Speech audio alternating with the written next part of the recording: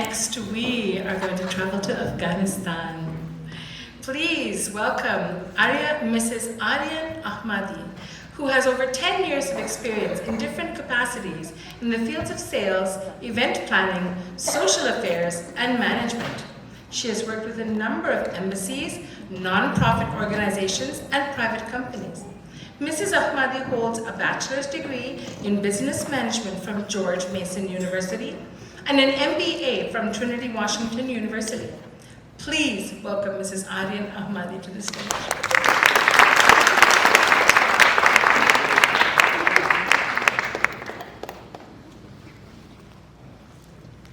Good evening.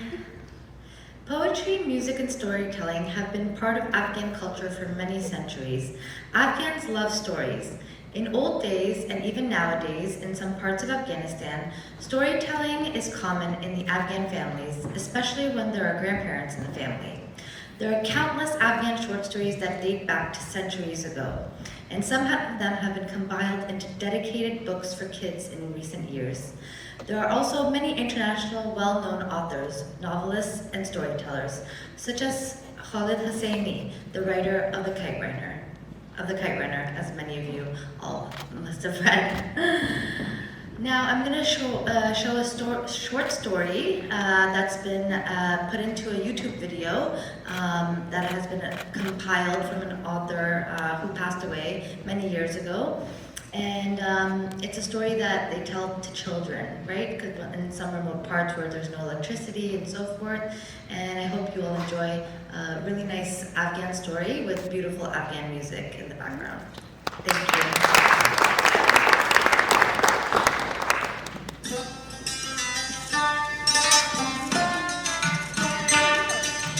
The Man and the Fox by Idris Shaw.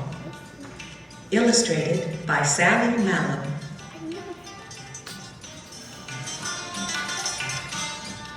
Once upon a time, when the moon grew on a tree and ants were fond of pickles, there was a lovely brown fox.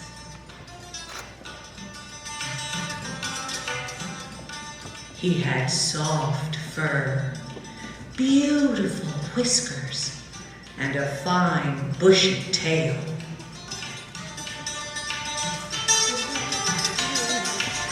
This fox, whose name was Roba, was sitting beside a road one day, combing his whiskers with his claws, when a man came along.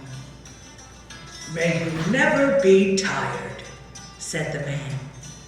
"May you always be happy," replied Roba.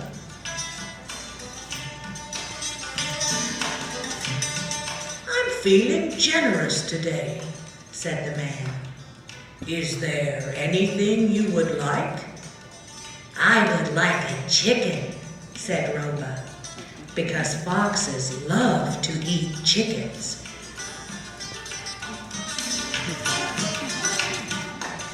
"Come along with me then, and I'll give you one," replied the man. "I have chickens at my house. We'll go there, and you'll have your chicken in no time at all." "How marvelous," said Roba, and he trotted down the road beside the man. When they got to the man's house, the man said, "Wait outside. I'll go to the yard in the back and get you one of my birds."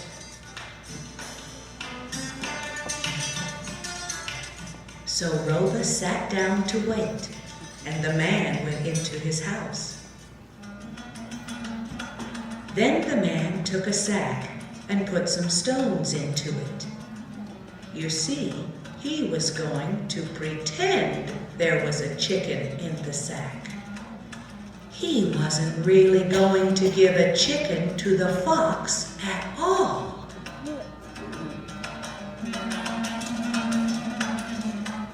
When the man came out again, he handed Roba the sack and said, "Here you are. There's a chicken in this sack." "How wonderful," said Roba. and he was just about to open the sack to eat the chicken when the man said, "No, don't open it here." "Why not?" asked Roba. "Well," said the man, "the farmers around here can see us, and they won't like my giving a chicken to a fox." Of course, that wasn't true at all. The man just didn't want the fox to see that there were only stones in the sack.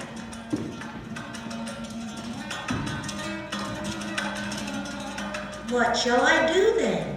asked Roba. "Do you see those bushes up there?" asked the man, pointing. "Take the sack there and open it. Nobody will see you, and you can eat your chicken in peace." "That's a good idea," said Roba. "Thank you very much." And he trotted all the way to the bushes, carrying the sack in his mouth.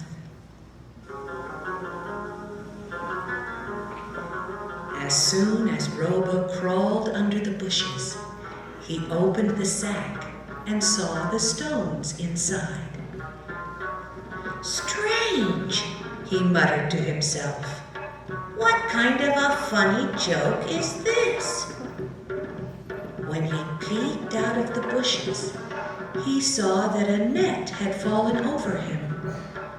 It was a trap. Some hunters had put a net there to catch any fox that went into the bushes to hide.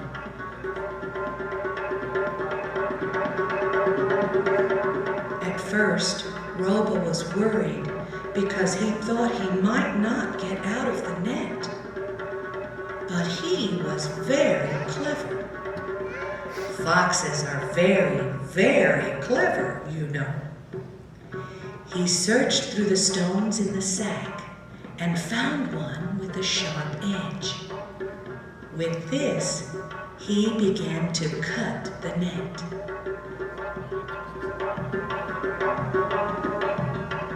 He cut a hole big enough for his left front paw to fit through.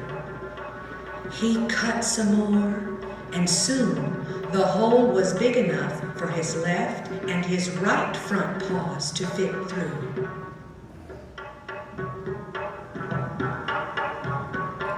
He cut still more, and soon the hole was big enough for his two front paws and his nose to fit through.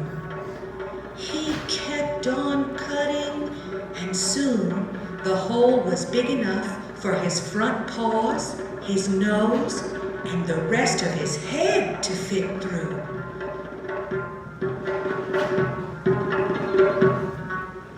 Then he pushed and wiggled just a bit more, and finally, Roba escaped.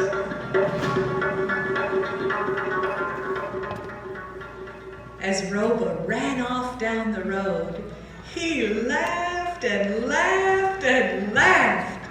"Men may think they are clever," he said to himself, "but foxes are cleverer still."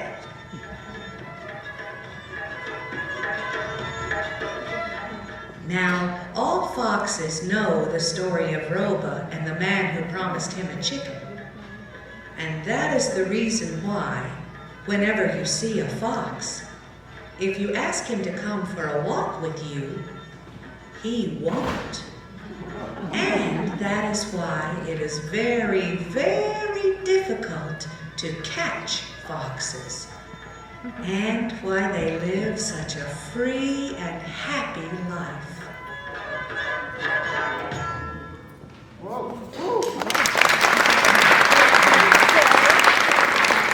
Thank you very much. I hope you all enjoyed the video.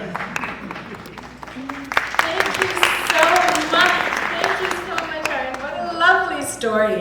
Did you all enjoy that? Yeah. Oh, wasn't that beautiful? And what lovely pictures and the music.